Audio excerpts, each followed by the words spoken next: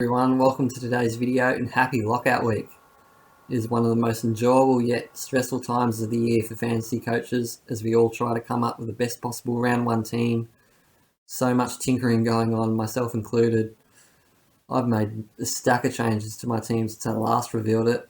Players have come in and out, structures have changed, heaps have changed really, and to the point where I've actually drafted 3 to 4 different teams, as I haven't come up with a final decision yet, but the team I'm going to show you in today's video is the one that I'm most likely to start with and the one that I currently have. So we'll quickly go through player by player and then we'll delve a little bit deeper into the structure and kind of the strategy I'm taking into this season. So as you can see, my team name is the full package.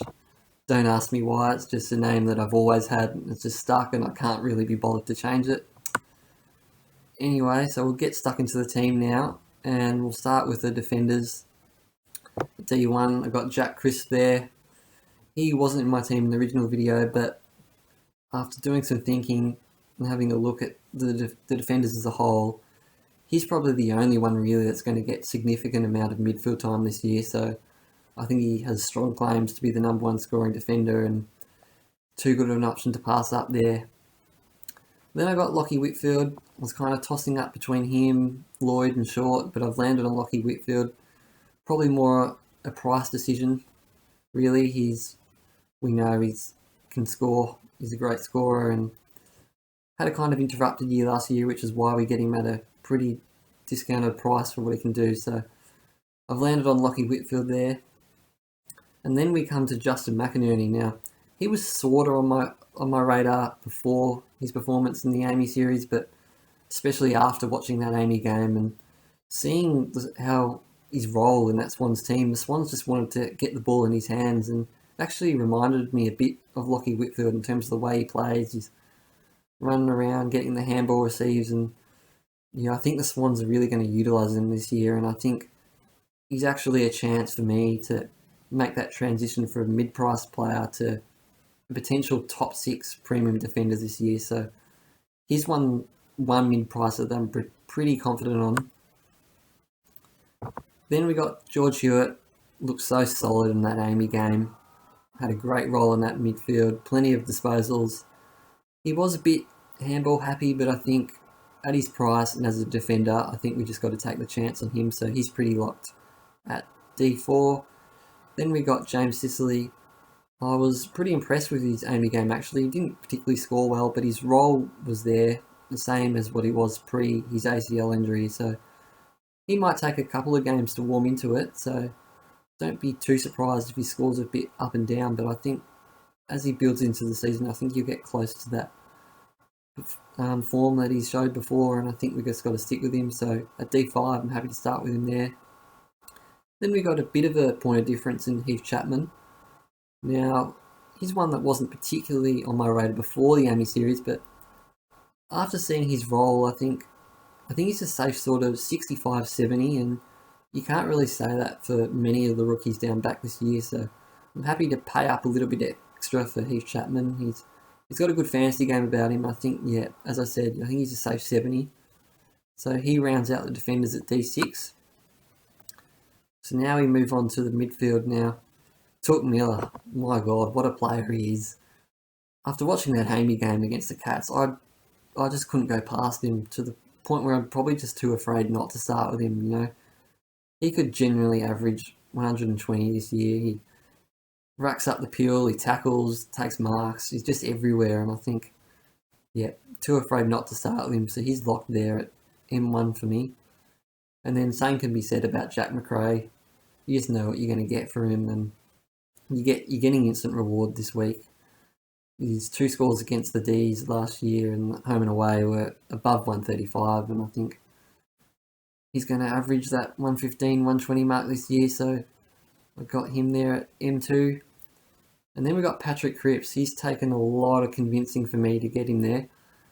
I wasn't so keen on him before the Amy game and even after the Amy game, but absorbing some content in the media, listening to interviews from coaches and players, and I think he's genuinely injury-free this year, and I think with the new coach there, I think they will really want to utilise his strengths this year a bit more, Carlton. So I'm going to take the chance on him most likely. And then we got Matt Crouch. I was a little bit concerned about hearing that they might manage his minutes at the start of the year, but he looked good in that AAMI game. 77, not the greatest score, but 31 disposals. It shows he gets plenty of the ball and comes at a discounted price for missing that last year, so I'm happy to take the chance on him. And then we got Matt Rowell. He looked great in that AAMI game. His role was great. He's playing that inside midfielder, he's racking up plenty of the ball. His marks didn't take a single mark, which is a bit of a concern, but I think at his price, he probably just picks himself. Even if you're not too keen on him, you probably just have to start with him and take the chance at that price. So he's going to be in my team, whether that's M5 or whatever, he's going to be there. And then we round out with a trio of rookies in Horne-Francis, Dacos and Ward. Pretty confident on them. They're great options to start on your field. They're going to make plenty of money. So I think everyone will have them in their teams. And then we move on to the ruck department. Now, I was originally opposed to starting the big two rucks, but there's just so many question marks about those other guys like Darcy, and then you got O'Reilly O'Brien, you just can't trust him, and then you got Witts, he's coming back from injury, so I'm just going to rock and roll with the Max Gawn, Brody Grundy double. You're going to be the top two scorers in their position, so you may as well from round one maximise the amount of points you're going to score out of the ruck position. So I'm going to definitely start with the big two rucks. Now we move on to the forwards. Josh Dunkley, Adam Treloar. The Dogs just rack up the pill, and when you're getting those two as forwards, I think they're going to score their 100 each week, and they're just great options, come at a great price too. Then F3, Zach Butters. Feels a little bit dicey starting him at F3, but if he gets that midfield time, which we hope so, then he's going to score well. So he comes in at a very, very nice price, so I'm going to start with him most likely. And then we got Will Brady. His time on ground was a bit of a concern, but he wrapped it up, didn't he? And Fife coming back is another concern, but if he's named round one, then at 387, he's a great pick. And then Patrick Nash recently signed up by the Eagles, and he looked great in that AAMI game. He only played 37% time on ground, but in that time he racked up 14 disposals, kicked a goal, and the Eagles midfield is a bit depleted at the moment, so if he gets a little bit of time, even on a wing, he could score around that 65-70 mark, and he has a fancy game about him. Even in his couple of games he's played for the Tigers, he's looked really good. And then we round out with Hugo Ralsmith. His role looks great off half back, and his job security looks pretty decent, at least for the first few rounds, so he's a great option to start on field. And the rookies on the bench, they're still kind of placeholders.